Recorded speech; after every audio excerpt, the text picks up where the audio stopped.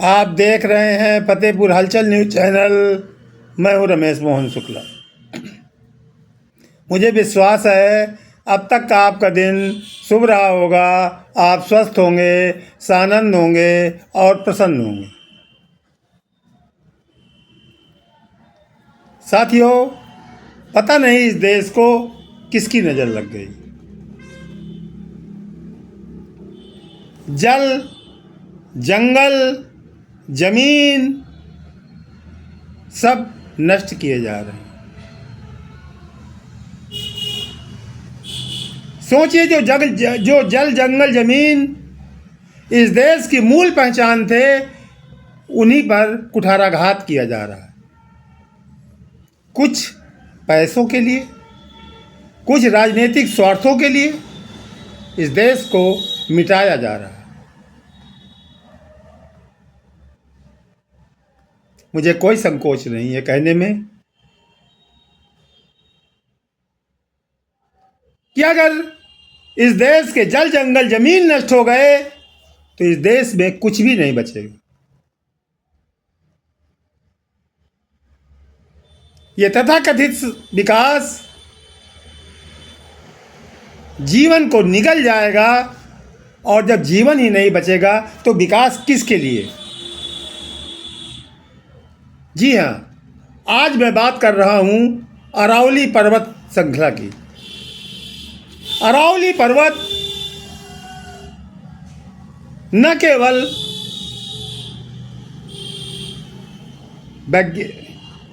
प्राकृतिक कारणों से बल्कि सामाजिक कारणों से भी इस देश की धरोहर है। अरावली पर्वत श्रृंखला जो राजस्थान, हरियाणा से लेकर दिल्ली तक फैली हुई है, उसमें इस देश के इतिहास दफन है। चाहे वो मेवाड़ राज्य के राजा रहे हों, राणा सांगा रहे हों, महाराणा प्रताप रहे हों, सब ने इसी अरावली पर्वत पर शरण पाई। और यह अरावली पर्वत कोई 100-200 साल, 1500 साल का नहीं बल्कि करोड़ों सालों से इस क्षेत्र की रक्षा कर रहा है। हरियाणा और दिल्ली तथा एनसीआर के लिए तो अरावली पर्वत फेफड़ों की तरह है, जो प्रदूषण को अपने फेफड़ों में सोख करके इस क्षेत्र की जनता के जीवन को प्राण देता है। और आज साजिश उसी अरावली पर्वत को बर्बाद करने की हो रही है। आप वीडियो में जो दृश्य देख रहे हैं, देखेंगे वो उन हजारों हजार गांव वालों की पीड़ाएं हैं जो अरावली पर्वत को बचाने के लिए अपना जीवन दांव पर लगाने को तैयार थे। कैसे नष्ट किया जा रहा है, इसकी मैं एक झलक आपको दिखला रहा हूं। नवंबर महीने में इस देश के पर्यावरण मंत्रालय से एक रिपोर्ट तैयार की जाती है और उसको अनुमति के लिए देश के सुप्रीम कोर्ट को भेज दी जाती है। सुप्रीम कोर्ट उस रिपोर्ट पर सहमत दे देता है और उसके बाद सरकार एक्शन में आ जाती है और कहती है कि जो 100 मीटर से ऊंची पहाड़ियां हैं, केवल उन्हीं को अरावली पर्वत माना जाएगा। उसके नीचे के जो क्षेत्र हैं उनको खनन के लिए खोल दिया जाएगा। और खनन किसके लिए? आप सब लोग विवेकवान हैं कि ये सब किसके लिए और क्यों प्रयास किए जा रहे हैं इस वर्तमान केंद्र सरकार द्वारा। इतिहास साक्षी है, और आज जो वहाँ आसपास के लोग रह रहे हैं वो जानते हैं कि 100 मीटर से ऊंची अरावली की कोई भी पहाड़ी इस समय नहीं है।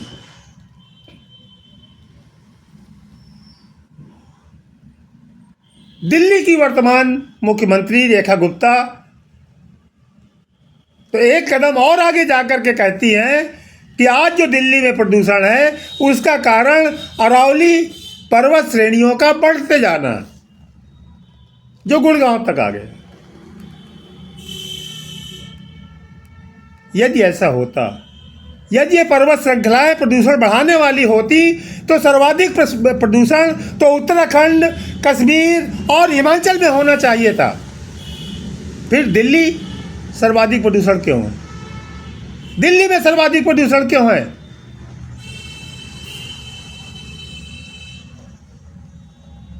पर्वतीय क्षेत्र प्रदूषण बढ़ाते नहीं हैं। पर्वतीय क्षेत्रों की हरियाली प्रदूषण को कम करती है और प्रदूषण को कम करके लोगों को जीवन प्रदान करती है। लेकिन एक सुनियोजित साजिश के तहत, एक सुनियोजित षड्यंत्र के तहत इस देश के जल, जंगल और जमीन को कुछ पूंजीपतियों के हाथों में देने के लिए एक ये षड्यंत्र रचा जा रहा है। लेकिन शायद जनता अब जाग चुकी है।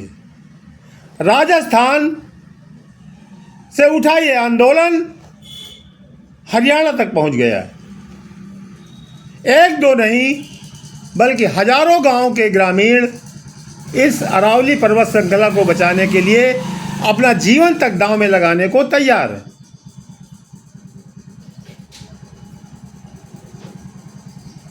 अरावली पर्वत केवल प्राकृतिक नहीं है, इसका सामाजिक और ऐतिहासिक महत्व इसके होने से ज़्यादा महत्वपूर्ण है।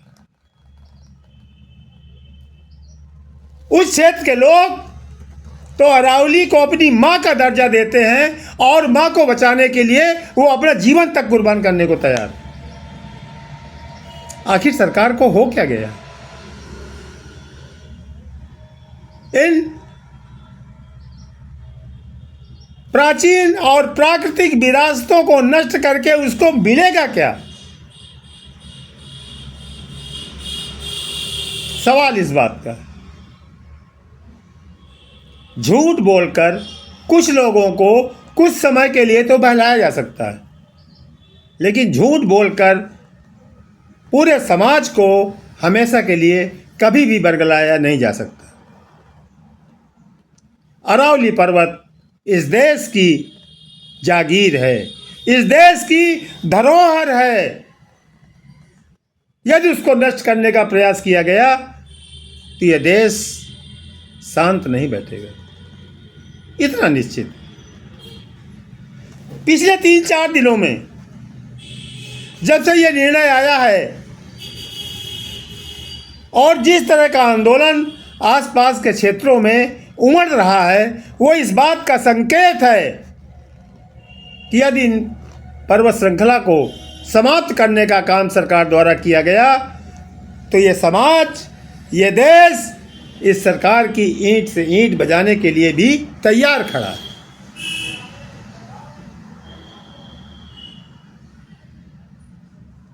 सोचना होगा कि इन सरकार पुनर्निर्णय लेना पड़ेगा इस मामले में।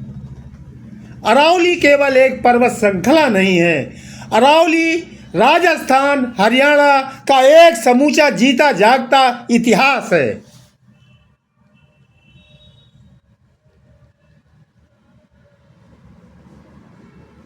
आज इस इतिहास को बचाने के लिए हजारों गांव के लाखों ग्रामीण निकल पड़े हैं। देखना है सरकार झुकती है या दमन के द्वारा इस देश की विरासत को नष्ट कर दिया जाएगा। प्रश्न यही सबसे बड़ा है। आप देख रहे हैं फतेहपुर हलचल न्यूज़ चैनल। मैं हूं रमेश मोहन शुक्ला। धन्यवाद। जय संविधान, जय भारत, जय देश।